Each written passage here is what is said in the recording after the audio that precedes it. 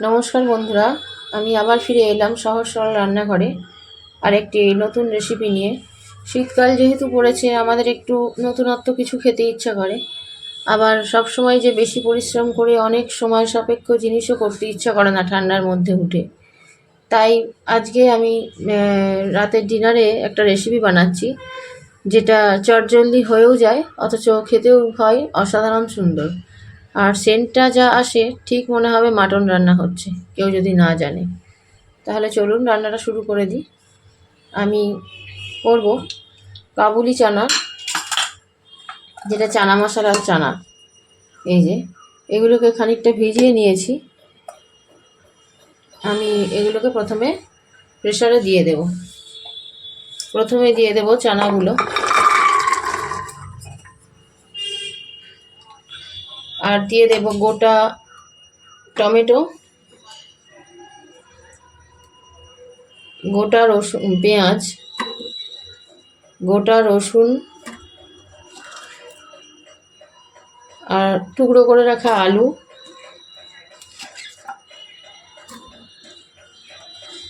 এইভাবে একবার করে দেখবেন।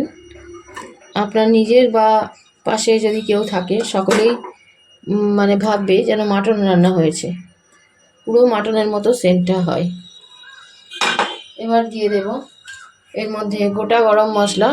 আমার কাছে এইটুকুনি দারচিনি আছে, দারচিনিটা একটু বেশি পরিমাণে দেবেন। দারচিনি, দুটো এলাচ আর একটা লবঙ্গ। এবার দেব পরিমাণ মতো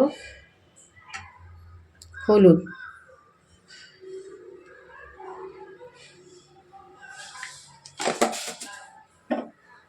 দেব স্বাদ মতো একটু লবণ, অল্প করেই দেব, পরে লাগলে আর একটু দিয়ে নেব।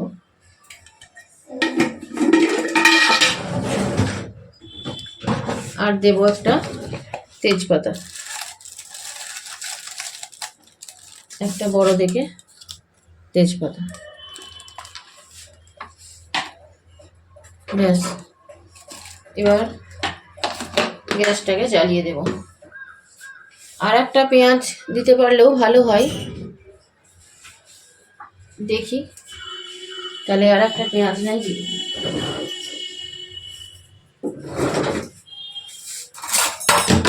আর একটা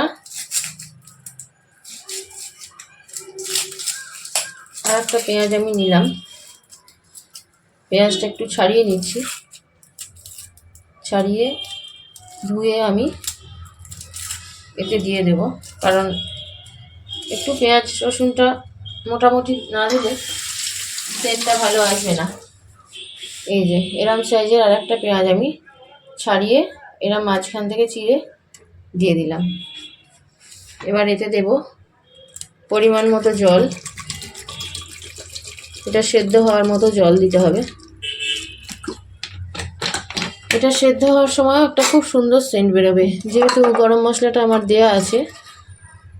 আর এই সেন্টগুলো সব ওর মধ্যে ঢুকে যাবে, চানা বা আলুর মধ্যে ঢুকে যাবে। এবার এটা ঢাকনা এটা দিলাম, দিয়ে গ্যাসটা জ্বালিয়ে দেব। ব্যাস, এটা খানিকক্ষণ রেখে দেবো সেদ্ধ হওয়ার জন্যে। তারপর ফিরে আসছি কিভাবে রান্নাটা করব সেটা আপনাদের সাথে শেয়ার করার জন্যে। রান্নাটা শেষ পর্যন্ত দেখবেন, তাহলেই বুঝতে পারবেন যে কত সুন্দর হয়। আমাদের সিটি দেওয়া হয়ে গেছে। এবার সিটিটা খুলে নিলাম, দেখি কতটা সেদ্ধ হয়েছে। এই যে এইরকম সেদ্ধ হয়ে গেছে। এবার ভালো করে হাতা দিয়ে একটু ভেজে নেব।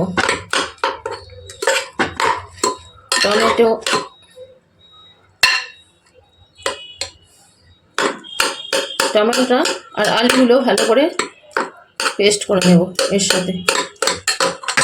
আর এদিকে আমি একটা মশলা বানিয়ে নেব, সেটা হলো আদা আর লঙ্কা, এ দুটো পেস্ট করে নেব।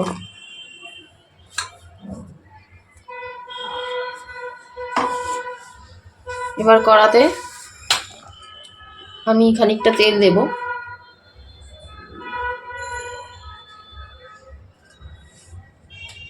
এটা রুটি, লুচি, পরোটা প্রত্যেকের সঙ্গে খুব ভালো যাবে। তেলের মধ্যে আমি একটু কালার আসার জন্য প্রথমেই দেব অল্প 2-4টে চিনির দানা, এবং চিনিটা গলে একটু লাল হওয়া পর্যন্ত অপেক্ষা করব।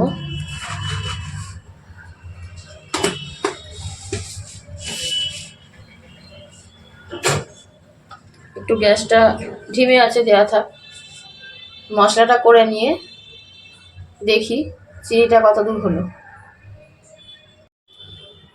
যে কালারটা অনেকটা চলে এসেছে, খানিকটা লাল হয়ে গেছে। এই পর্যায়ে আমি এর মধ্যে দিয়ে দেব একটু লবণ, সামান্য পরিমাণে, যাতে সেদ্ধ করার সময় দেয়া আছে, ওই জন্যে যাতে বেশি না হয়ে যায় অল্প পরিমাণে লবণ দেব। একটু জিরে ফোড়ন,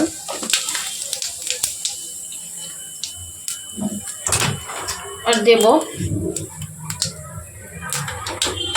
একটু শুকনো লঙ্কা আধখানা করে নিয়ে ফোড়নে দিয়ে দিলাম।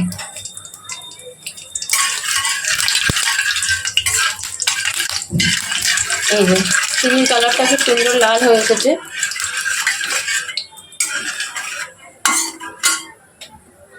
এবার আমি এর মধ্যে দিয়ে দেব মশলাটা। যে মশলাটা বেটে রেখেছিলাম সেই মশলাটা,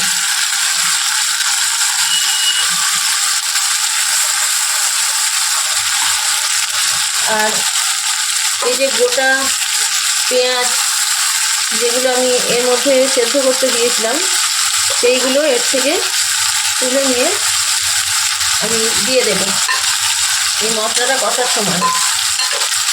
গোটা পেঁয়াজ, গোটা যে রসুন, এইগুলো আমি বেছে বেছে নিয়ে এর মধ্যে দিয়ে দেবো।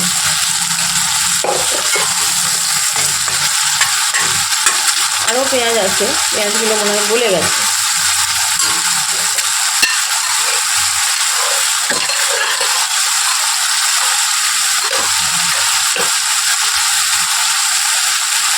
আলুগুলো একটু ভালো করে, আলুগুলো আর চানাগুলো একটু ভালো করে মিশিয়ে নিতে হবে। হাতা দিয়ে একটু চেপে চেপে মিশিয়ে নিতে হবে, তাহলে গ্রেভিটা বেশ ভালো আসবে, ঘন ঘন।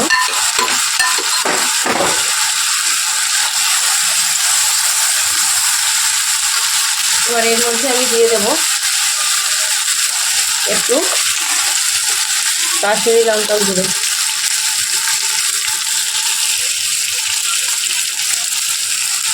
চিনিটা দেওয়ার জন্য খানিকটা লাল হবে, আর কাশ্মীরি লঙ্কার গুঁড়ো প্লাস টমেটো এগুলোর জন্য আরেকটু লাল হবে, তাহলে কালারটা খুব সুন্দর আসবে।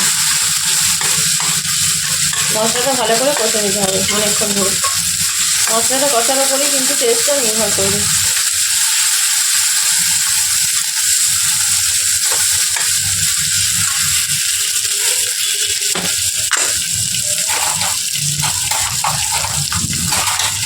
এবার দেবো এর মধ্যে একটু অল্প করে মিষ্টি, স্বাদটা ব্যালেন্স হওয়ার জন্য।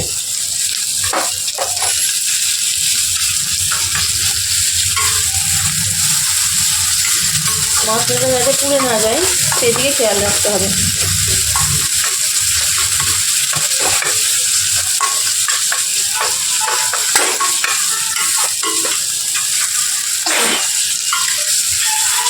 এত ঝাঁঝ বেরোচ্ছে। মশলার বাটি ধোয়া জলটা একটু অল্প অল্প করে দিয়ে ভালো করে কষিয়ে নিতে হবে।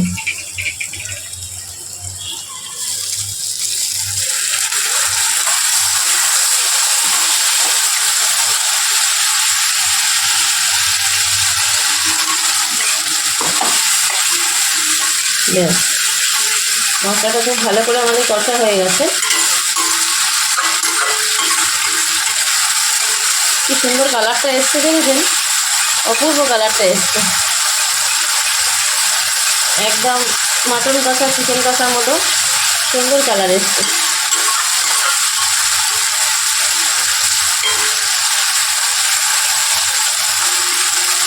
যেহেতু চিনিটাও দিয়েছি ওই জন্য মনে হয় কালারটা এত সুন্দর এসছে।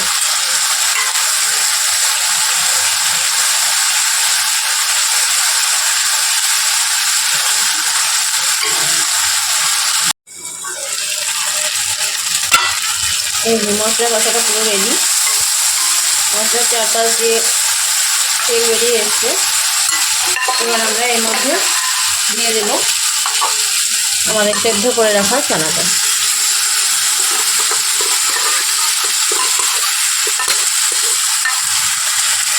যেহেতু সেদ্ধর সময় হলুদটা দিয়ে দিয়েছি, তাই আলাদা করে আর হলুদ দেওয়ার প্রয়োজন নেই।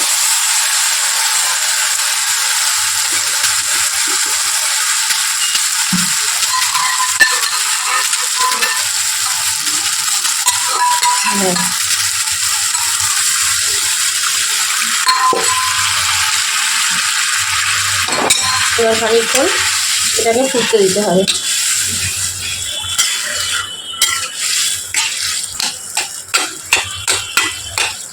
একটু ফুটে উঠুক।